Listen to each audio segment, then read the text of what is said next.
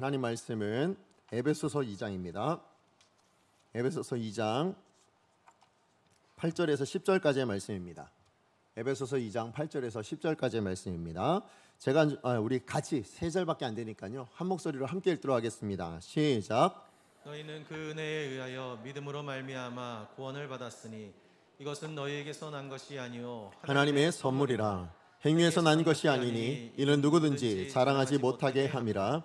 우리는 그가 만드신 바라 그리스도 예수 안에서 선한 일을 위하여 지으심을 받은 자니 이 일은 하나님이 전에 예비하사 우리로 그 가운데서 행하게 하려 하심이니라. 아멘. 오늘 주신 말씀을 가지고 에베소서 11번째 시간입니다. 우리 지난주에 다시 시작한 주제 가운데 그리스도인 전과 후가 분명한 사람, 달라진 사람이라고 제가 말씀을 전해드렸었고요. 오늘은 그리스도인 2번째 시간입니다. 하나님의 걸작품이라는 제목으로 여러분과 말씀 나누기 원합니다.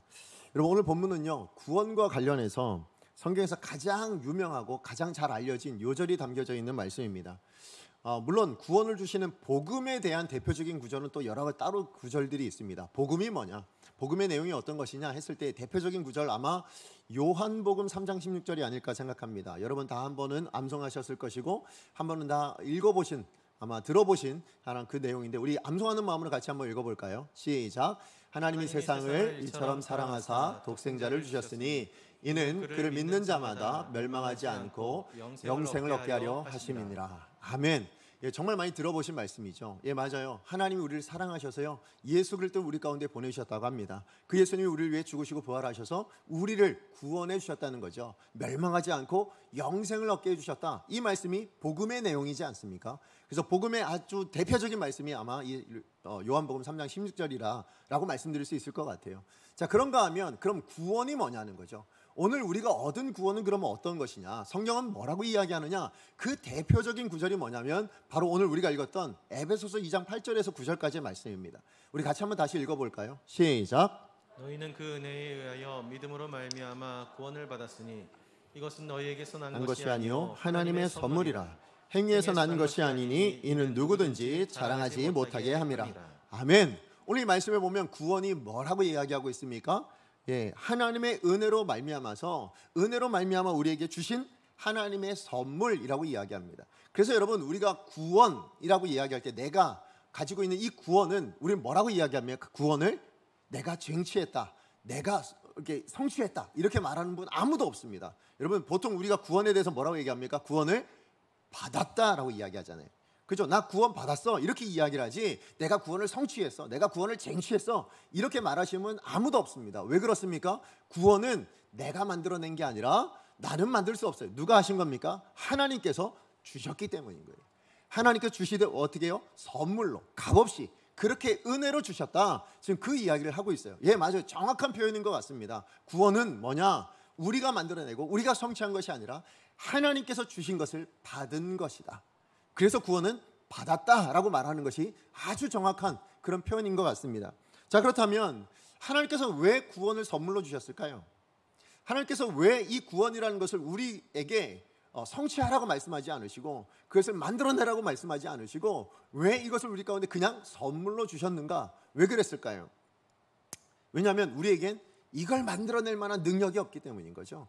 이걸 성취할 수 있는 능력이 누구에게도 없기 때문입니다. 원래 하나님께 처음 사람을 창조하실 때 어떻게 창조하셨습니까? 하나님과 교제하는 자로 창조하셨어요.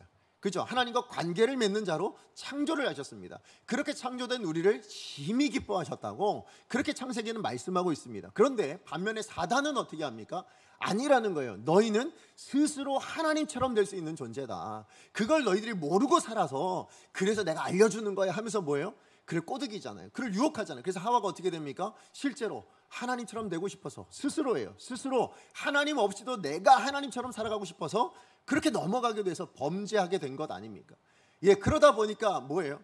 우리 스스로 하나님처럼 될 수 있는 인생이 있는가? 없습니다. 예, 우리 스스로 영생을 만들어낼 수 있는 인간이 있는가? 없습니다. 예, 심지어 범죄했기 때문에 더더군다나 그 모든 하나님의 형상까지도 거의 다 잃어버렸기 때문에요. 우리는 구원에 이를 수도 없는 뿐만 아니라 구원을 만들어낼 수 있는 인생도 아무도 없다라는 거예요. 그러다 보니까 하나님께서 그런 우리를 포기하시고 버리셨느냐? 그러지 않더라. 어떻게 하셨어요? 구원을 직접 만드셔서. 누가요? 하나님이 만드셔서 어떻게 하셨다고? 우리 가운데 선물로 주셨다. 그 이야기를 하고 있는 것이 바로 에베소서 2장 우리가 읽었던 8절에서 9절까지의 내용입니다. 예, 그렇기 때문에 구원은 하나님의 선물로서요. 그저 우리는 뭐한 거예요? 하나님께 구원을 받는 존재. 구원을 받아서 어떻게 됐어요? 우리는 하나님께서 우리를 하나님의 자녀로, 그리고 하나님의 백성으로, 더 나아가서 그리스도인으로 만들어 주신 것입니다. 그래서 여러분, 이어 나오는 10절 말씀을 보면 사도 바울이 정말 위대한 선언을 하나 합니다. 우리 인생에 대해서, 우리 인생을 완전히 바꿔놓는 그런 위대한 선언을 하나 합니다. 그 내용이 뭡니까? 우리는 그가 만드신 바라라는 것입니다. 여기 나오는 우리는 누구입니까? 우리가 누구예요?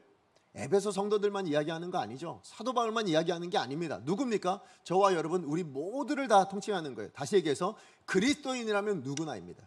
그죠? 그리스도인이라면 어떤 사람이든 다 우리에 포함이 되어집니다.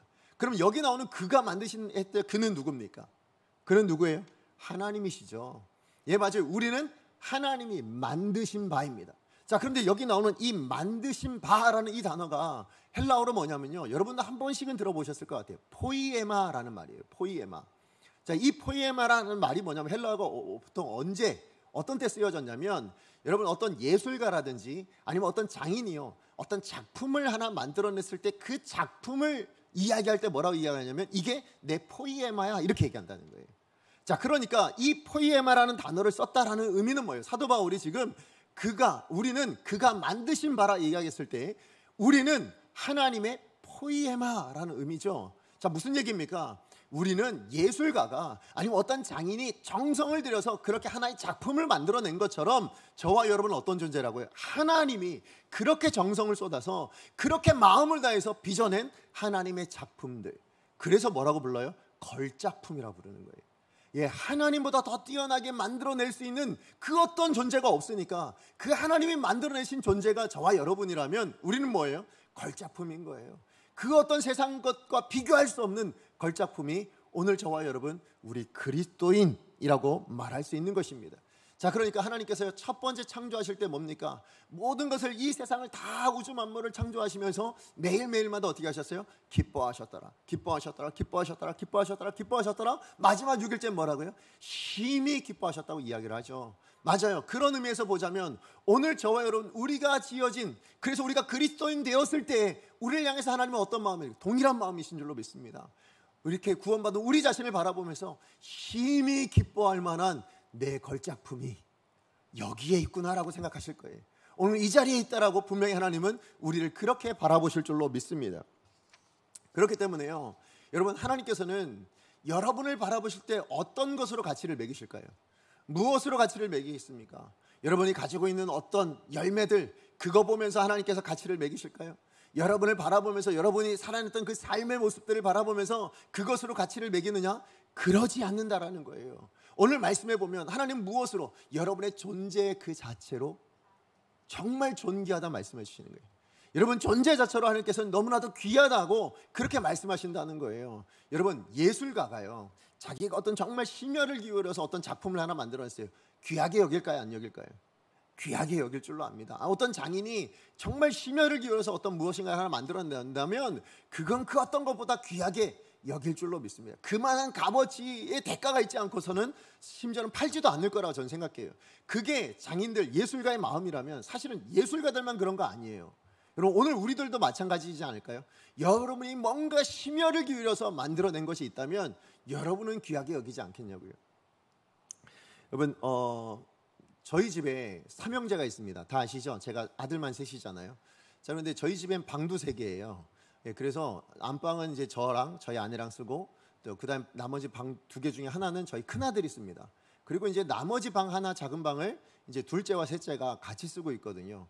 근데 예전엔 그러지 않았는데 이 둘째, 셋째랑 같이 쓰다 보니까 어떤 일이 일어나냐면 자주 다퉈요. 이제 지들도 컸다고 이제 자주 부딪힙니다. 자주 싸우기도 하고. 근데 이것보다 더 큰 문제가 있습니다. 그게 뭐냐면, 이거는 뭐 큰 아들도 그렇고 지금 저희 아들도 없죠. 네, 예, 큰 아들도 그렇고 작은 아들들도 그런데 문제가 뭐냐면 너무 지저분하게 쓰더라고요. 예, 특히나 이제 둘째, 셋째 방 가면요, 거의 전쟁터이거나 아니면 쓰레기통 같은 느낌.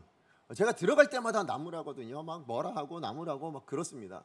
근데 어쨌든 그러다가 어느 한 날, 진짜 최근이에요. 어느 한 날 제가 너무 속이 상하는 거예요. 화가 났습니다. 속상하다는 표현은 제가 너그럽게 표현한 거고, 너무 화가 나는 거예요. 이건 뭐 이게 진짜 이렇게 쓰레기장이, 이것도 이런 방이 없는 거예요. 그래서 제가 한나라 애들한테 선포를 하고, 내 아빠가 니들이 안 치워? 그럼 아빠가 치워. 이러고 이제 제가 들어가가지고 쓰레봉투 하나를 딱 들고요. 그리고 이제 쓰레기를 막 담기 시작했습니다.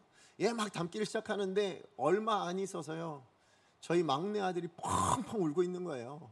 그래서 왜 우냐? 그랬더니 아빠가 왜 울었게요? 아빠가 나한테 물어보지도 않고 다 버린다는 거예요. 그래서 아니 무슨 얘기야, 쓰레기만 아빠가 다 버리고 있잖아, 이봐 하고 쓰레기봉투를 이렇게 싹 펼쳤어요. 그랬더니 더 우는 겁니다. 막 펑펑 더 울어요. 그래서 왜 우냐 너는 또, 뭐 이렇게 물었더니 아빠는 내 작품을 쓰레기 취급했다고. 그러면서 뭐라고 얘기하냐면, 이제 다 종이였거든요. 뭐 이렇게 종이접기 같은 거 했던 것 같아요. 제가 볼 땐 영락 없는 쓰레기예요, 그냥. 근데 이거를 가지고 아빠 나는 이거 학교에서 이거 이렇게 해서 만든 거고, 이건 어디 가서 이렇게 만든 거고, 이렇게 오늘 집에서 이렇게 만든 건데 이거를 아빠는 쓰레기라 그런다고. 그러면서 막 펑펑 우는데요, 제가 거기서 더 이상 작업을 할 수가 없었어요. 작품이라는데 제가 어떻게 합니까? 이걸 버리면 안 된다는데 제가 어떻게 해요? 그래서 어떻게 했냐면, 이 귀한 작품을 그냥 이렇게 아무렇게 내버려 두니까 안 되잖아. 그러니까 작품이면 귀하게 모셔놔야지. 그러니까 잘 정리해서 잘 모셔놔. 그리고 나올 수밖에 없었어요. 그리고는 청소가 끝났어요. 뭐 똑같습니다. 지금도 집에 가면 지저분해요. 똑같습니다. 근데 뭐가 문제냐면, 제가 보기엔 진짜 영락 없는 그냥 스카치 테이프 몇 개 붙어 있는 그냥 쓰레기예요. 그냥 종이 쓰레기인데 저희 아들 눈엔 뭐예요? 그게 작품이라는 거예요. 거기 의미가 부여되어 있고, 거기에는 본인이 만들어낸, 정말 심혈을 기울여서 고민해서 만들어낸 거니까 쓰레기가 아니라는 겁니다. 맞아요. 여러분, 우리 아들이 그걸 그렇게 귀하게 여기는 이유가 어디 있을까요? 여러분, 그거 쓰레기 봉투에 들어갔다고 펑펑 울 만큼 그렇게 안타까워했던 이유가 어디 있을까요? 그 종이가 너무 비싼 종이여가지고 그게 안타까워서요? 아니면 그걸 이제 내다 팔면 나중에 그게 어마어마한 값을 받을 수 있을 것 같은데 그걸 버려서 그럴까요? 아니라는 거예요. 이유는 딱 하나입니다. 뭡니까? 내가 만들어냈기 때문이죠. 맞아요. 아빠의 눈에는, 제 눈에는 영락 없는 그냥 쓰레기 종이인데요, 저희 아들에게 있어서는 그렇지 않더라. 이건 뭐예요? 내가 만들어낸 내 거, 내 가치 있는 내 작품, 그렇게 보여지더라라는 것이죠. 맞아요. 하나님의 눈에 저와 여러분, 우리가 그런 존재라는 것입니다. 우리 인생을 우리 눈으로 바라보면요, 세상의 눈으로 바라보면 별로 볼품없어 보여요. 심지어는 우리 가족들한테도 무시당할 만큼 그렇게 살아왔던 게 우리의 모습일 수 있을지도 모르겠지만, 그렇게 영락 없는, 어떻게 보면 우리 아들이 이렇게 만들어낸 그런 볼품없는 종이 조각 같은 그런 모습일지 모르겠습니다. 그러나 여러분, 하나님의 시각에서는, 하나님의 눈으로 보자면 여러분 어떤 존재인 거예요? 세상 그 어떤 것과 비교할 수 없는 걸작품들이라는 거예요. 그 어떤 것보다 귀한 존재가 바로 저와 여러분이라는 것입니다. 그래서 이사야 43장 4절에 하나님께서 이렇게 말씀하셨어요. 우리 같이 한번 읽어봅니다. 시작. 내가 내 눈에 보배롭고 존귀하며 내가 너를 사랑하였은즉. 아멘. 여러분, 하나님의 눈에 우리는 어떤 모습이라고요? 보배롭다고요. 여러분, 이사야에 나오는 이스라엘 백성들의 모습이 어땠습니까? 포로로 끌려간 존재예요. 범죄하여 포로로 끌려가서 망한 존재들이에요. 그런데 그런 백성들을 향해서 하나님께서 지금 뭐라고 얘기합니까? 내가 내 눈에 보기에는, 세상 사람들은 망한 존재고, 세상 사람은 볼품없는 존재고, 나라를 잃어버린 그런 존재일지 몰라도, 그죠? 그러나 하나님의 눈에 보기엔 뭡니까? 보배로운 존재고, 존귀한 존재고, 사랑받을 만한 존재다. 근데 그게 이스라엘 백성들만의 모습이겠느냐? 그러지 않다라는 거예요. 오늘 이 땅을 살아가는 모든 하나님의 사람들을 향한 하나님 아버지의 시각이 여기 있습니다. 여러분은 존귀한 자입니다. 여러분은 보배로운 자이십니다. 여러분은 하나님의 사랑받을 만한 존재라는 것입니다. 여러분, 뭔가 해서가 아니고요, 여러분 존재 자체가 그런 분이에요. 왜요? 하나님의 걸작품이시니까. 그래서 여러분, 알리스터 맥그라스라는 영국의 유명한 신학자가요, 건강한 그리스도인의 자존감을 어디서 찾아야 되는가에 대해서 이렇게 말씀했습니다. 뭐라고 얘기하냐면, 우리 자존감은 내가 나를 어떻게 생각하고 남이 나를 어떻게 생각하느냐에 있지 않답니다. 그럼 어디에 있느냐? 어디에 있습니까? 하나님이 나를 어떻게 보시느냐에 근거해야 된다는 거예요. 하나님이 여러분을 어떻게 보신다고요? 보배롭게 보신다고요. 하나님 여러분은 존귀한 자라고 보신다고요. 하나님 여러분을 사랑받을 만한 존재라고. 내가 충분히 사랑을 베풀고도 남을 만한 존재라고 그렇게 이야기를 하신다라는 것입니다. 여러분, 그러고 보면 세상과 하나님의 시각이 참 많이 다른 게 느껴지십니까? 세상은요, 뭐라고 얘기합니까? 우리가 가진 것으로 가치를 평가합니다. 우리가 어떤 옷을 입고 있느냐, 여러분 어떤 지위를 가지고 있고, 여러분은 어떻게 우리 많은 부를 가지고 있는, 어떤 명예를 가지고 있느냐, 이런 것들로 가치를 매기죠. 예, 교회 안에서도 때로는요, 직분을 가지고 가치를 매기시는 분들도 있는 것도 제가 봤어요. 우리 교회는 안 그럴 줄로 압니다. 예, 그러나 하나님은 그렇지 않다는 거예요. 여러분, 우리 인생이 비록 정말로 저희 아들이 만들어낸 그런 종이 조각 같은, 정말 제가 느끼기에 쓰레기 같은 그런 모습이라 할지라도 하나님 눈에는 뭐라고요? 그러지 않더라. 하나님 눈에는 보배로운 인생, 하나님의 걸작품, 내가 심히 기쁘다 라고 말씀하실 만한 그런 존재가 바로 저와 여러분 우리인 줄로 믿습니다. 그렇기 때문에요, 여러분, 우리가 세상적인 어떤 가치관으로 우리 자신을 판단하지 않는 것뿐만 아니라, 여러분, 뿐만 아니라 우리 주변에 있는 사람들도 그렇게 판단하지 않는 그런 우리가 되었으면 좋겠습니다. 우리가 하나님의 사람이니까 우리가 그렇게 하나님 앞에 평가받는다면 우리도 그렇게 평가해야 되지 않겠냐는 거예요. 여러분, 사실은 우리가 특히 저는 목회자니까 그런 생각들 참 많이 하시는 것 같아요. 오해가 뭐냐면, 큰 교회를 하면 괜찮은 목사고, 예, 그 작은 교회에서 작은 교회를 계속 목회하고 있으면 별로 안 괜찮은 목사, 이렇게 생각하는 경우들이 참 많아요. 아니면 유명한 목사면 괜찮은 목사고요, 별로 유명하지 않은 목사면 별로 안 괜찮은 그런 목사로 생각할 경우가 많습니다. 여러분, 정말 그런가요? 그렇지 않아요. 여러분, 우리 눈에는 그렇게 비칠지 몰라도 하나님의 눈에는 그렇지 않은 줄로 믿습니다. 정말 작지만 그래도 꾸준히 평생을 그렇게 사역한 그런 목회자라면 하나님께서 얼마나 기쁘시게 여기겠습니까? 하나님께서 얼마나 귀하게 여기시겠냐고요. 우리의 가치, 우리의 세상적인 기준이 아닌, 그러므로 저와 여러분, 우리도 그렇게 세상 사람들을 볼 수 있어야 될 줄로 믿습니다. 우리도 나 자신을 그렇게 볼 수 있어야 되고, 여러분도 여러분의 가족들을 그렇게 보셔야 돼요. 여러분의 배우자가 별품 없어 보이십니까? 별로 돈도 많이 못 벌 것 같고, 이뤄낸 것도 별로 없는 것 같고, 노생활도 잘 준비 안 된 것 같고, 그런 배우자를 바라보며 한심하고 한탄스럽고 그렇습니까? 아니요, 하나님 눈에는 어떤 존재라고요? 보배로운 존재다. 여러분의 자녀들도 마찬가지예요. 맨날 놀고 있는 것 같고, 공부는 안 하는 것 같고, 저러다 어떻게 살겠는가 싶은 생각이 드십니까? 그래도 하나님의 눈에는 어떤 존재라고요? 보배로운 존재다, 귀한 존재다라고 말씀하신다면, 오늘 저와 여러분, 우리도 그렇게 바라볼 수 있는 믿음의 눈이 열려지는, 그래서 여러분 스스로를 그렇게 판단할 뿐만 아니라 우리가 바라보는 주변의 모든 사람들도 그렇게 바라볼 수 있는 믿음의 눈이 열려지는 저와 여러분 되어지기를 간절히 소원합니다. 그렇기 때문에요, 저는 오늘 본문을 통해서 저와 여러분, 우리는 어떤 존재라고요? 하나님의 걸작품이요, 헬라어로 얘기하면 하나님의 포이에마, 그게 저와 여러분이에요. 우리가 그런 존재라면, 예, 맞아요, 우리가 이 땅을 그런 존재로서 건강하게 살아가기 위해서 그러면 우리는 어떻게 살아야 될까요? 우리가 그런 하나님의 포이에마로서 정말 하나님이 기뻐하실 만한 그런 걸작품다운 인생을 살아가기 위해서 그럼 우리는 어떻게 살아야 되는가?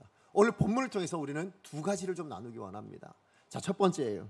자, 우리가 하나님의 포이에마로서 하나님이 기뻐하시는 삶을 살아가기 위해서 우리가 기억해야 될 그 첫 번째는 뭐냐 하면, 그리스도 예수 안에서 우리 인생의 가치를 찾으시기 바랍니다. 여러분, 그리스도 예수 안에서 우리 인생의 가치를 확인하셔야 된다는 거예요. 자, 우리 10절 상반절 말씀 같이 한번 읽어볼까요? 시작. 우리는 그가 만드신 바라 그리스도 예수 안에서 선한 일을 위하여 지으심을 받은 자니. 아멘. 우리는 누가 만드셨다고요? 하나님이 만드셨어요. 근데 어떻게 만드셨다고 얘기합니까? 그리스도 예수 안에서 지으셨다라고 얘기해요. 그리스도 예수 안에서 지은 사람입니다. 그러니까 예전에는요, 우리는 우리 실력으로, 우리 생각으로, 우리의 노력으로, 우리의 열심으로 뭔가 가치를 찾고 있었어요. 여러분, 우리 구원받기 전에 우리는 다 그러지 않았습니까? 명예를 찾기 위해서, 아니면 돈을 찾기 위해서, 아니면 우리가 어떤 인기를 얻기 위해서, 아니면 어떤 건강이나 이 모든 것들을 얻기 위해서 그렇게 욕심부리며 사셨잖아요. 그런 욕망들을 가지고 살아가셨잖아요. 그러다 보니까 여러분, 그게 성취가 되어졌을 땐 뭡니까? 자랑이 되더라고요. 그죠? 그게 성취가 되어지면 자랑이 됩니다. 자랑스러워지게 됩니다. 그죠? 내가 성취한 거니까, 내가 그렇게 열심히 노력했으니까. 근데 반대로 그게 성취되지 않았을 땐 뭐예요? 열등감이 생겨나게 됩니다. 그죠? 그게 성취하지 못한 나의 연약함, 나의 능력의 부족함 이런 걸 생각하니까 다른 사람들은 저렇게 잘 되고 있는데 나는 왜 이런가? 저 가정은 저렇게 잘 되고 있는데 우리 가정은 왜 이런가? 하면서 생겨나는 열등감들이 생겨나게. 그러니까 이 양극단이 있어요. 정말 잘 되면 교만해지기 쉽고 자랑하기 쉽게 되어지고, 반대로 안 되면 뭐예요? 열등감이 생기고 실패자라고 그렇게 본인들을 비하게 되는 그런 일들이 일어나는 그런 모습이었다라면, 그게 우리 구원받기 이전에 우리들의 삶의 모습이었다면, 구원받은 이후는 어떻게 된다고요? 구원받은 이후에는 우리 모두가 다 하나님의 걸작품들이십니다. 우리 모두는 이제 그 어떤 것이 아니라 우리가 뭘 가지고 있느냐가 중요하지 않아요. 우리 존재 자체가 뭐라고요? 하나님의 걸작품이에요. 여러분 피카소 그림 보십시오. 정말 이건 내가 발로 그려도 난 저렇게 저거보다 잘 그릴 것 같다라는 모습이잖아요. 그런데 세상은 그 가치가 얼마나 뛰어난지, 얼마나 대단한지를 인정하고 있지 않습니까? 예, 우리 모습이 그렇다고요. 여러분 우리 눈에 보일 때는 별로 아닌 것 같지만 하나님은 우리의 가치를 얼마로 매기십니까? 예, 우리 가치는 하나님의 걸작품에 준하는 그런 가치를 매기고 계신다라는 것입니다. 그런데 이 변화가 어떻게 가능했냐는 거예요. 우리 구원받기 이전에 우리가 그렇게 열등감이나 교만한 이런 인생이었는데, 이제는 그런 어떤 우리의 삶의 어떤 열매들이 아닌 존재 자체로 걸작품이 되는 이런 삶의 변화가 어떻게 일어나게 됐습니까? 예수 그리스도 안에서, 예수님 때문에 일어나게 되었다라는 것입니다. 여러분 이것과 관련해서 여러분 구약 성경에 보시면 족보가 나오잖아요. 그죠? 읽어보신 적 있으세요? 우리 강성교회는 다 읽어보셨잖아요. 지금 성경 통독을 제가 와서 수업 몇 번을 하고 있는데, 그죠? 다 읽어보신 줄로 압니다. 특별히 구약의 대표적인 족보 하면 어디 나올까요? 창세기 5장에 나옵니다. 아담의 족보가 나오잖아요. 자, 그런데 신약에도 유명한 족보가 있습니다. 어디 나옵니까? 마태복음 1장에 나오잖아요. 그죠? 예수님의 족보입니다. 예, 예수님의 탄생하신 그 족보가 나와요. 근데 여러분 이 구약의 족보와 신약의 족보는 약간의 특징이 다릅니다. 여러분 어떻게 다르냐면 반복되는 단어가 달라요. 여러분 구약의 족보는 반복되는 단어가 있는데 그게 뭐냐? 어떤 단어가 반복될까요? 죽었더라가 반복이 돼요. 대표적인 말씀 우리 창세기 5장 4절에서 5절인데요. 첫 번째 사람이었던 아담이 어떻게 시작하는지 한번 보십시오. 같이 한번 읽어봅니다. 시작. 아담은 셋을 낳은 후 800년을 지내며 자녀들을 낳았으며 그는 930세를 살고 죽었더라예요. 예, 이후로 나오는 모든 아담의 자손들도 마찬가지입니다. 그가 몇백 년을 살았고 969세를 살고 뭘 했든 자녀를 몇 명을 낳았든 그게 중요하지 않아요. 맨 마지막에 끝은 어떻게 됩니까? 죽었더라로 끝내는. 모든 아담의 자손들은 이후로 다 어떻게 되면 죽었더라로 끝납니다. 근데 반면에 여러분 신약으로 넘어와서요, 이 마태복음에 나타나고 있는 이 족보의 특징은 뭔지 아십니까? 어떤 단어가 반복될 것 같으세요? 어떤 단어로 그 모든 것이 다 끝날 것 같으세요? 낳고로 끝납니다. 낳고. 자, 그래서 여러분 마태복음 1장 1절에서 2절입니다. 같이 한번 읽어봅니다. 시작. 아브라함과 다윗의 자손 예수 그리스도의 계보라. 아브라함이 이삭을 낳고 이삭은 야곱을 낳고 야곱은 유다와 그의 형제들을 낳고. 그러면서 이 마태복음의 족보의 끝도 어떻게 끝나느냐? 16절 말씀이에요. 우리 16절 말씀 같이 한번 읽어봅니다. 시작. 야곱은 마리아의 남편 요셉을 낳았으니 마리아에게서 그리스도라 칭하는 예수가 나시니라. 이걸로 족보가 끝납니다. 무슨 얘기입니까? 구약 시대는요 모든 인생의 특징이 뭐였습니까? 어떤 특징이에요? 죽었더라로 끝납니다. 그가 어떤 업적을 남기고 무엇을 남겨놨다 할지라도 결국은 어떻게 돼요? 죽었더라로 끝내는 인생이었는데, 신약으로 넘어오니까 어떻게 되는 거예요? 그 죽었더라는 남아있지 않습니다. 뭐가 남아요? 나았더라 그리고 나시니라로 끝나고 있다는 것입니다. 여러분 이 변화가 어디서 나타났을까요? 무엇 때문에 나타났습니까? 우리 마태복음 1장 1절 읽으셨잖아요. 그렇죠? 아브라함과 다윗의 자손 예수 그리스도의 계보라. 무슨 얘기입니까? 예수님으로 말미암아서 예수 안에 있는 인생은 어떻게 되어진다고요? 죽었다라로 끝나고 그 인생으로 그렇게 끝나는 영원한 심판 가운데 그렇게 멸망하고 마는 인생이 끝나지 않는다는 거예요. 변화되었다는 거예요. 예수님 때문에 바뀌었다는 겁니다. 무엇으로 바뀌었습니까? 낳고 나아지는, 그래서 나신이라고 끝나는 생명으로의 변화가 우리 가운데 일어나게 되었다. 그게 어떻게 가능하게 됐다고요? 예수 그리스도로 말미암아서 예수님 때문에 일어나게 되었다라는 것입니다. 예, 맞아요. 여러분 저와 여러분 우리는요 더 이상 죽음으로 끝내는 인생 아닙니다. 그죠? 죽음이 영원한 심판이 우리 인생의 끝이 아니에요. 우리에겐 생명이 있습니다. 그것도 어떤 생명이요? 영원한 생명, 영생이 우리 가운데 주어졌어요. 어떻게 해요? 예수님이 그것을 만드셨죠. 그죠? 예수님이 그것을 낳아주셨어요. 그리고 그 낳은 것을 우리 가운데 선물로 받아, 그래서 우리가 영생을 누리는 인생이 되었다라는 것입니다.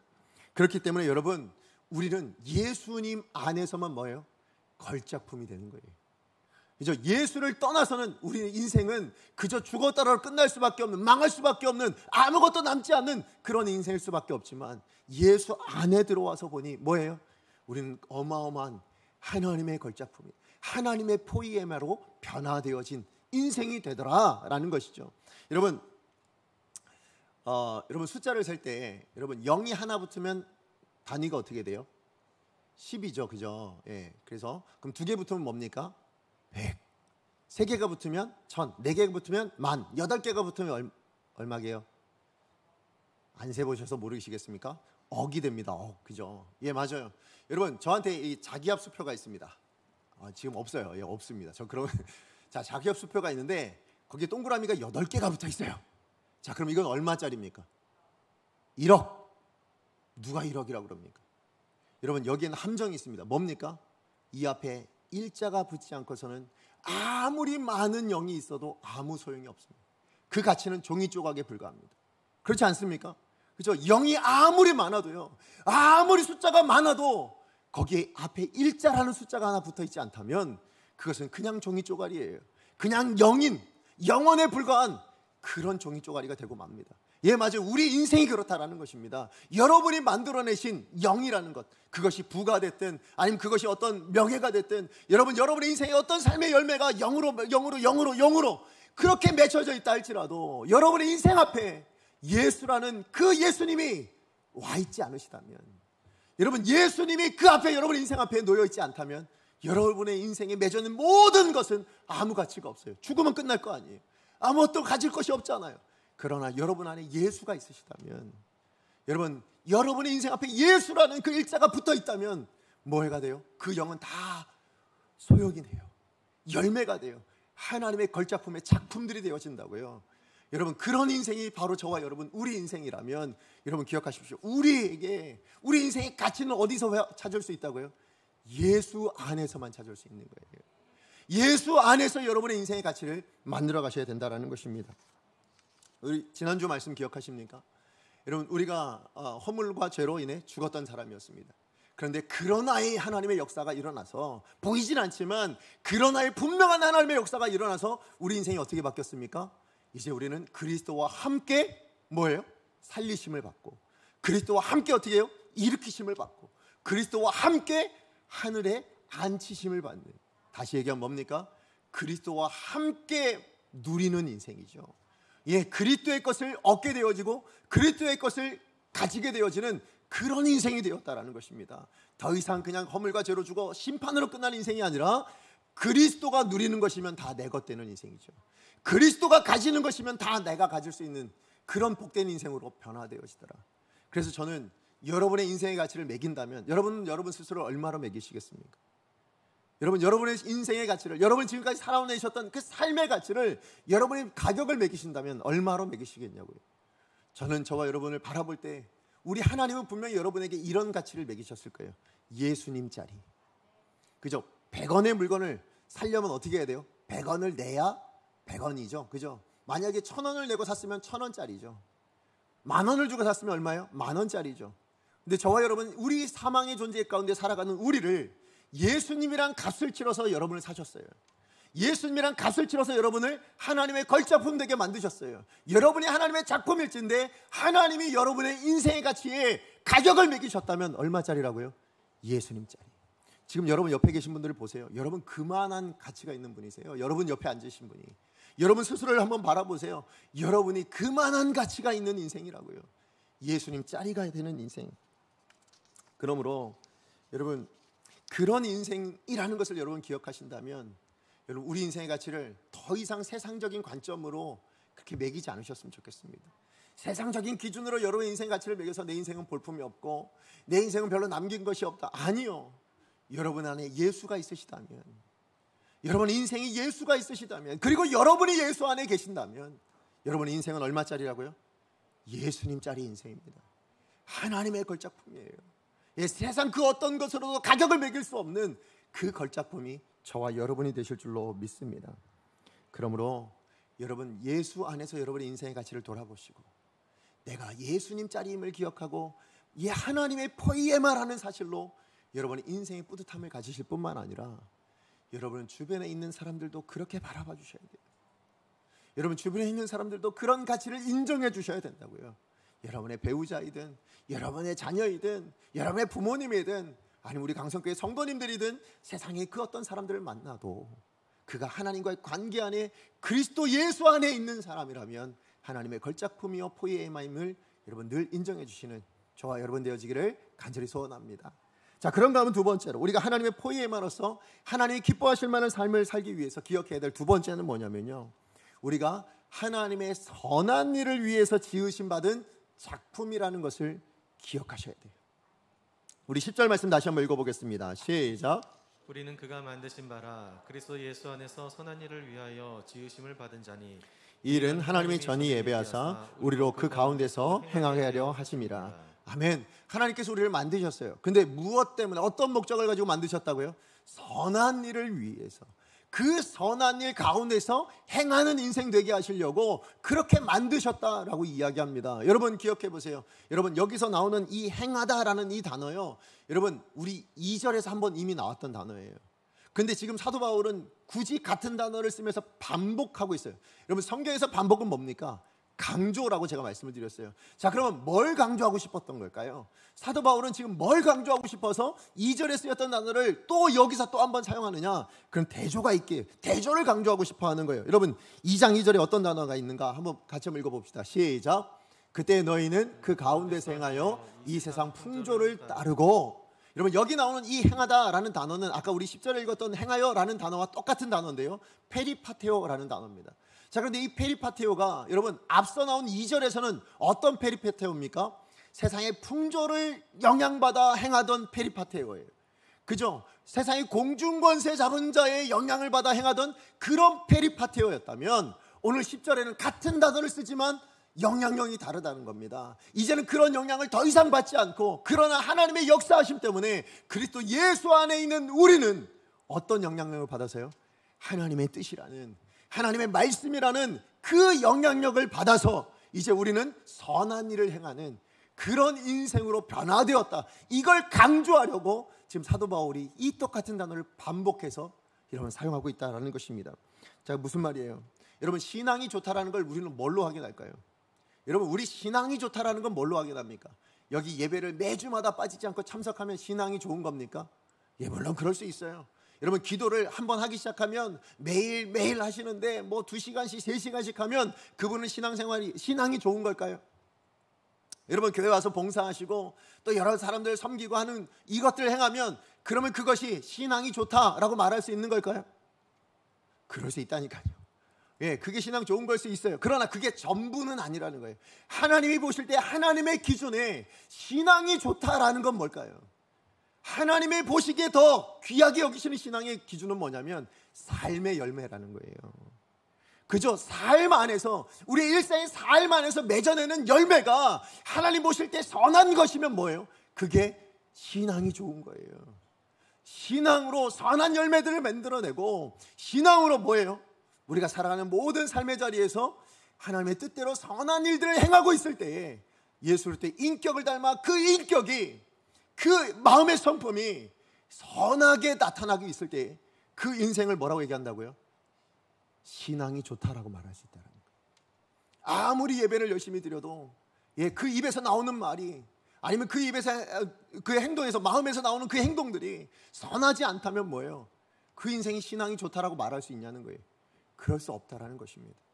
하나님은 우리 삶에서 나타나는 인격과 말과 행동이 얼마나 선하게 하나님의 뜻 앞에서 선한 모습으로 나타나는가, 이것으로 우리 인생의 신앙의 좋고 나쁨을 보고 계신다라는 것입니다. 그래서 예수님도요 제자들에게 이렇게 말씀하셨어요. 이렇게 권면하셨어요. 우리 마태복음 5장 16절입니다. 시작. 마태복음 5장 16절이요. 함께 읽습니다. 시작. 이같이 너희 빛이 사람 앞에 비치게 하여 그들로 너희 착한 행실을 보고 하늘에 계신 너희 아버지께 영광을 돌리게 하라. 아멘. 또 디도서 2장 14절이요. 우리 같이 한번 읽어봅니다. 시작.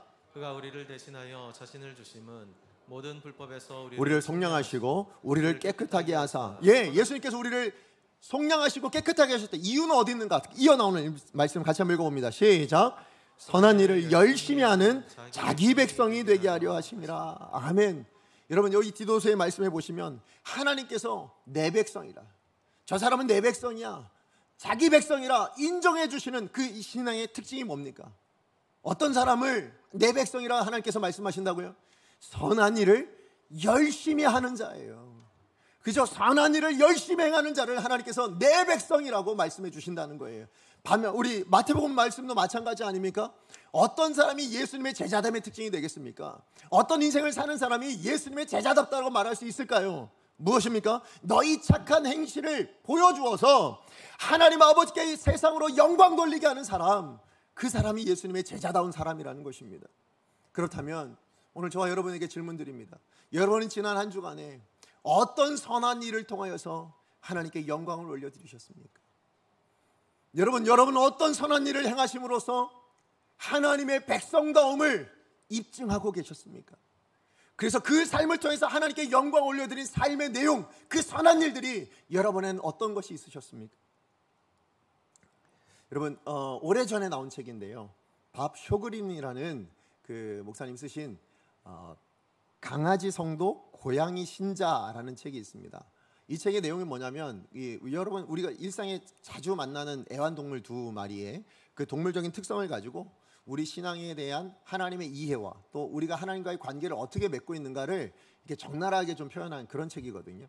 자, 근데 거기에 보면 이제 고양이에 대해서 뭐라고 이야기하고 있냐면, 고양이는 사람들이 자기를 먹여주고 또 사랑해주고 또 이렇게 재워주고 따뜻한 잠자리를 제공해주는 걸 보니까 뭐라고 여기냐면, 내가 하나님인가 보다 이렇게 여긴대요.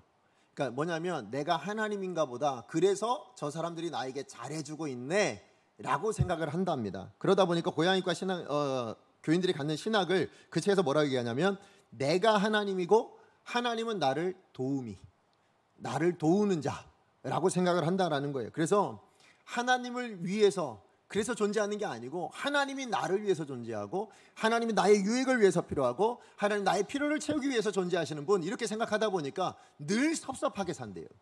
늘 섭섭하게. 왜요? 내가 하나님인데 이거밖에 안 해? 내가 하나님인데 너 내 필요를 위해서 존재하는 네가 이렇게밖에 안 돼? 이렇게 생각하다 보니까 하나님을 생각할 때마다 섭섭하다는 거예요. 왜 나한테 이걸 안 해주십니까? 왜 저거 안 해주세요? 이렇게 생각하면서 살아가는, 그게 고양이과 신자라 이렇게 이야기를 하고, 반면에 강아지는 어떻게 하냐면, 강아지는 사람들이 자기를 먹여주고 사랑해주고 또 따뜻한 잠자리를 제공해주면, 저 제공하는 저분이 나의 하나님이구나 라고 생각한다는 거예요. 하나님이시니까 나에게, 나 같은 사람이 이렇게 해주는 거야, 나 같은 동물에게도, 이러면서 뭐예요? 황송해 한다는 것입니다. 그러니까 황송하니까 어떻게 되냐면 충성하게 되어진다는 거예요. 그래서 여러분, 충견비는 있어도 충묘비를 보신 적 있으세요? 없죠? 네, 충견비는 있어도 충묘비는 없어요. 무슨 얘기예요? 고양이보다는요, 강아지가 훨씬 더 사람에게 충성한다라는 것입니다. 그래서 이 강아지과 성도님들의 신학은 뭐냐면, 그 책에 보니까 그분이 나의 하나님이시고 나는 그분을 섬기는 종이다, 이렇게 이야기해요. 사실은 저는 이 책을 읽을 때요, 저는 고양이도 키워본 적이 없고 강아지도 키워본 적이 없거든요. 그러니까 이게 맞는 이야기인지 사실은 잘 모르겠어요. 그런데 우리 성도들 안에 나타나는 이 두 가지 특징은 맞는다라는 생각이 들었어요. 그래서 그 책을 제가 끝까지 다 읽게 됐거든요. 예, 그런 것 같아요. 그렇다면 여러분은 어떤 성도이십니까? 여러분은 고양이과 신앙생활을 하고 계세요? 아니면 강아지과 신앙생활을 하고 계세요? 여러분, 우리가 반드시 기억해야 될 건, 우리는 고양이과 신앙생활은 옳지 않다라는 거죠. 어떤 신앙생활을 해야 됩니까? 우린 강아지처럼 하나님이 나의 하나님이셔서 내가 그 하나님 주시는 은혜에 황송해서 뭐 하는 거예요? 충성되이 그분의 뜻을 따르고 그분을 쫓아가는 인생, 그게 우리 신앙생활의 본래 건강한 모습인 줄로 믿습니다. 우리 모두가 그런 성도라면, 우리가 그런 신앙생활을 해야 된다면, 여러분 기억하세요. 하나님이 여러분을 하나님의 자녀 삼으셨고 하나님의 포유야마로 만들어주셨고, 예수 그리스도라는 값을 치러서 여러분 예수님 짤이 되도록 만들어주셨습니다. 그게 하나님이시라면 여러분, 거기에 우리는 해야 될 일이 뭡니까? 우리가 해야 될 일은 뭡니까? 그 주인이 무엇을 뜻하셨는지를 바라보며 그것을 기억하며 우린 충성되이 살아가야 되지 않겠냐는 거예요. 그랬을 때 하나님의 뜻이 뭐라고요? 오늘 우리가 읽었듯이 선한 일을 위해서예요. 선한 일을 위해서, 그래서 자기 백성다움을 드러내서 하나님의 영광을 나타내는 인생 되라고 우리를 부르셨다면, 여러분, 그렇다면 우리는 어떻게 살아야 되겠습니까? 우리는 강아지과 성도님들처럼 그렇게 살아가는 인생 되어야 될 줄로 믿습니다. 여러분, 지난 금요일에 유재현 목사님이 엘리야와 엘리사 설교를 하신 거 기억하시죠? 여러분, 엘리야가 하나님께 데려가심을 당했어요. 왜 그랬을까요? 그의 사명이 다했기 때문이에요. 만약에 그의 인생에 사명이 아직 남아있었다면 하나님 분명히 그냥 내버려 두셨을 거예요. 그런데 그의 사명이 다했으니까 데려가시고 이어서 엘리사를 세워서 뭐예요? 선지자의 사명, 그에게 맡긴 사명을 감당하도록 만들어 주셨습니다. 무슨 얘기를 하고 싶는가? 여러분, 아까도 우리 기도할 때 말씀드렸지만 하나님 우리를 데려가서도 이상하지 않는다요. 그죠? 그런 시대를 우리가 살아가고 있어요. 주님 언제 오셔도 이상하지 않는 그런 시대를 살아가고 있는데, 그런 저와 여러분에게 오늘이란 이 하루를 허락하시고 여러분의 호흡을 연장시켜 주신 이유는 어디 있을까요? 그 이유는 딱 하나예요. 뭡니까? 우리에게 사명이 남아있다는 거예요. 그래서 우리에게 기대하시는 하나님의 사명이 있기 때문에 오늘이란 이 하루를 우리 가운데 허락하시고 우리에게 이 호흡을 허락하시고 건강을 주신 줄로 믿습니다. 그렇다면 우리는 오늘 어떻게 살아야 됩니까? 이 사명 감당할 수 있어야죠. 충성되이 감당해야죠. 그게 뭐라고요? 하나님의 선한 일을 드러내십시오. 저는 우리 강성교회가요, 제가 오기 전부터 너무나도 좋은 일들을 많이 하셨다고, 이 하나님의 선한 일들을 참 많이 하는 교회라고 제가 들었습니다. 뭐 전도 지원, 그죠? 이제 우리 코로나 시국만 빼고는 우리 다시 이제 또 시작합니다. 뿐만 아니라 지역 주민을 섬기기 위해서 반찬하는부터 시작해서 정말 많은 섬김들을 해오시지 않았습니까? 또 제가 와서는 성탄절에는 성탄 선물 나누기를 시작하고, 또 올해는 어떤 일이 있었어요? 우리 우크라이나 전쟁 때문에 그분들을 위해서 성금을 모집했는데, 사실 코로나 때문에 너무 힘들 줄 알지만 많은 성도님들이 정말 최선을 다해서 헌금해 주셨고, 그래서 그것으로 우리가 좋은 일, 하나님의 선한 일들을 우리가 드러내지 않았습니까? 예, 맞아요. 우리는 그렇게 살아가야 돼요. 그게 뭐예요? 이게 하나님께 영광이 되는 일 아니겠습니까? 이게 정말 하나님의 이름이 이 세상 가운데 드러내는 방편이 되지 않겠냐고요. 뿐만 아니라 우리 강성교회는요, 또 30개 넘는 교회에 또 이렇게 선교사님들과 함께 후원하고 있어요. 지금까지 계속 해왔던 일 아닙니까? 그죠? 이런 일들을 통해서 하나님이 드러나는 거죠. 우리가 나타나는 거 아니에요. 우리가 잘나면 드러나는 게 아니에요.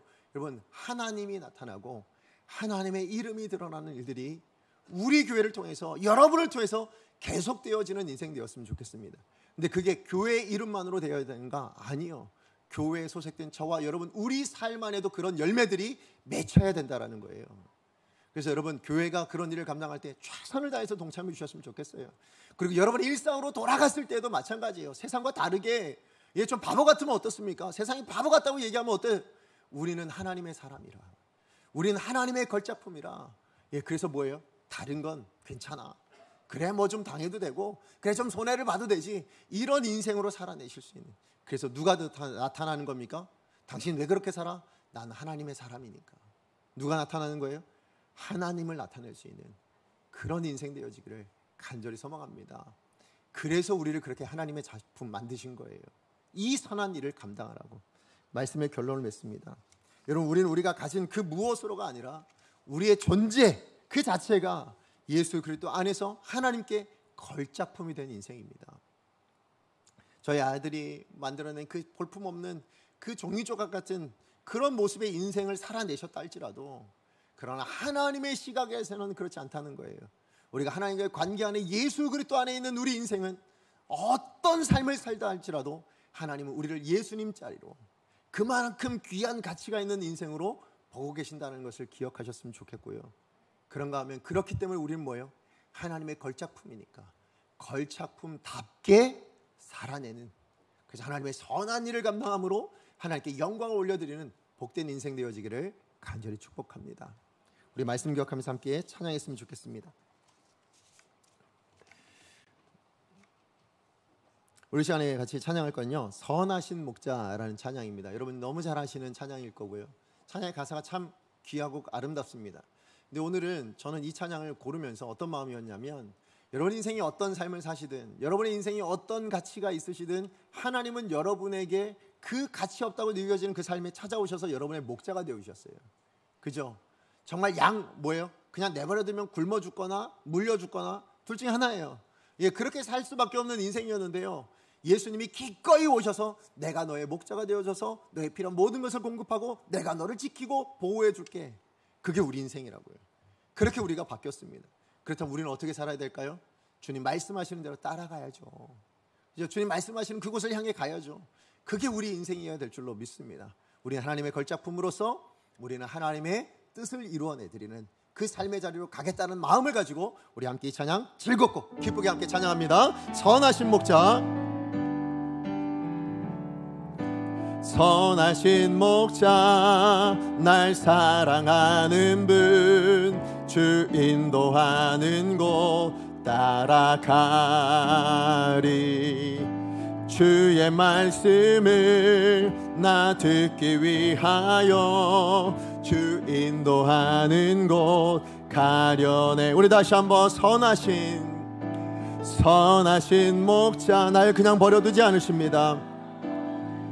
주님이 인도하시는 곳으로 우리가 따라가기만 하면 우리 인생의 가치가 바뀝니다. 주의 말씀을 듣기 위하여, 주의 말씀을 나 듣기 위하여 주 인도하는 곳 우리 결단합니다.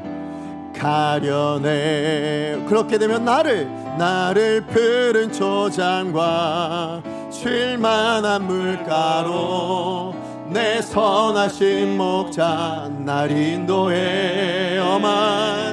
험한 산과 골짜기로 내가 다닐지라도 내 선하신 목자 날 인도해. 나를 푸른 초장과 쉴만한 물가로 내 선하신 목자 날 인도해. 험한 산과 골짜기로 내가 다닐지라도 내 선한. 우리 다시 한번 마지막으로 나를 푸른 초장과 쉴만한 물가로 인도하시기 위해서, 나를 푸른 초장과 쉴만한 물가로 내 선하신 목자 날 인도해. 험한 산과 골짜기로 내가 다닐지라도 내 선하신 목자 날 인도해. 우리 주신 말씀 기억하면서 함께 우리 찬양 또 가사 기억하면서 함께 기도했으면 좋겠습니다. 여러분, 우리는 어떤 존재라고요? 여러분, 내가 나 자신을 봐도 별품 없어 보이고요, 그냥 내 아들이 만든 거, 저희 아들이 만든 것 같은 그런 종이조각 같은 그런 인생이라 할지라도, 아니요, 하나님은 여러분을 뭐라고 여기신다고요? 예수님 자리로 여겨주세요. 하나님의 걸작품 포이에마라고 그렇게 선언해 주셨습니다. 자, 그렇다면 우리 인생은 어떻게 살아야 됩니까? 우리 세상의 가치관으로 여러분 보지 마시고요, 세상의 가치관으로 여러분의 가족들, 여러분의 자녀들, 배우자들, 우리 주변에 있는 사람들 바라보지 마시고요, 우리 모든 그런 가치 기준은 내려놓고 오직 하나님의 시각으로 우리 믿음의 눈으로 우리를 그렇게 바라보시는, 하나님의 걸작품으로 바라보시는 그 마음의 눈을 가지고 하나님의 걸작품답게 살아낼 수 있게 해주세요. 하나님의 자녀답게 살아낼 수 있게 해주세요. 하나님 선한 일을 통해서 하나님의 기쁨이 되어지는, 하나님께 영광을 선포해드릴 수 있는, 이 땅 가운데 하나님의 살아계심을 증거할 수 있는 그런 나의 모습, 나의 인생 되게 하여 주시옵소서. 주여 은혜를 주옵소서. 우리 한번 외치고 하나님 앞에 기도합니다. 주여 은혜를 주옵소서. 예, 하나님, 그렇습니다. 이 시간 주 앞에 기도하며 나아갑니다. 예, 하나님, 정말 내버려두면 하나님 그냥 죽을 수밖에 없는 우리임에도 불구하고 선한 목자 되신 우리 주님께서 그런 나를 그냥 내버려두지 않으시고 나를 붙들어 주셔서, 나를 구원하여 주셔서 이제 내가 너의 목자가 되어 주시겠다고 하나님 그렇게 자기 목숨까지 내어 주신, 하나님, 그래서 우리가 하나님의 자녀, 하나님의 백성, 그리스도인, 더 나아가 하나님의 걸작품 포이에마가 되게 하여 주셔서 감사를 드립니다. 이 하나님, 그러므로 이제 우리 남은 평생은 하나님, 우리가 남은 우리의 삶의 목표와 우리의 목적은 하나님이 기뻐하시는 그 선한 일을 통하여서 자기 백성 되기를 원하시고 하나님의 제자다움을 이루어가기를 원하시는 그 아버지의 마음을 시원케 들을 수 있는 우리 강소의 모든 성도님들 될 수 있게 하여 주시옵소서. 우리의 모든 가치를 다 내려놓습니다. 하나님, 세상적인 기준들을 다 내려놓습니다. 오직 하나님 아버지의 가치관과 하나님 아버지의 눈길로서 하나님 우리에게 주어진 삶을 바라보게 하여 주시옵시고, 내가 허락한 사람들을 바라볼 수 있게 하여 주시옵시고, 하나님 그렇게 판단하고 그렇게 생각하고 하나님 그렇게 살아갈 살아갈 수 있는 우리 강서의 모든 성도님들 다 되게 하여 주셔서 하나님 우리 강서교회가 세상의 희망이요 소망이며 우리 강서교회 모든 성도님들이 하나님의 사람들이 이 땅의 빛이요 소금됨을 드러낼 수 있는 귀한 성도님들 될 수 있도록 주님 축복하여 주시옵소서. 사랑하는 하나님 감사합니다. 정말 이 말세의 때에 오늘은 이 하루를 우리 가운데 허락하시고 우리에게 호흡을 연장시켜 주신 이유는 하나님께서 우리 가운데 맡겨주신 사명이 있기 때문이라고, 그 남은 사명을 감당하라고 우리 가운데 이 하루를 허락하여 주신 줄로 믿습니다.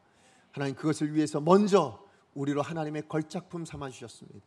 하나님 우리처럼 보잘것없고 내버려두면 그냥 죽을 수밖에 없는 세상 죄악 가운데 사단 가운데 영향력 안에서 그저 그냥 죽을 수밖에 없는 정말 양과 같은 무력한 존재였지만 그런 우리를 그냥 내버려두지 않으시고 우리를 불쌍히 여겨주시고 우리를 긍휼히 여겨주시고 우리 가운데 은혜 베풀어 주셔서 선한 목자 되신 주님이 자기의 목숨을 내어주시기까지 사랑하여 주셔서 우리로 하나님의 사람들 되게 해주셨습니다. 하나님의 포이에마가 되게 해주셔서 감사를 드립니다. 그러므로 이제 우리 남은 평생 그 주님 앞에 충성되이 살아갈 수 있는 고양이과 같은 신자가 아니라 정말 강아지와 같은 그런 마음으로 우리 하나님 앞에 충성되이 살아갈 수 있는, 그래서 하나님의 자녀됨, 하나님의 백성됨 뿐만 아니라 세상 가운데서 하나님의 살아계심과 그 영광을 선포해낼 수 있는 복된 인생들이 다 되게 하여 주시옵소서. 하나님의 인도하심 가운데 날마다 우리 풍성하게 아름답게 행복하게 살아가는 복된 우리 성도님들 다 되게 하여 주시옵소서. 예수님의 이름으로 기도합니다. 아멘.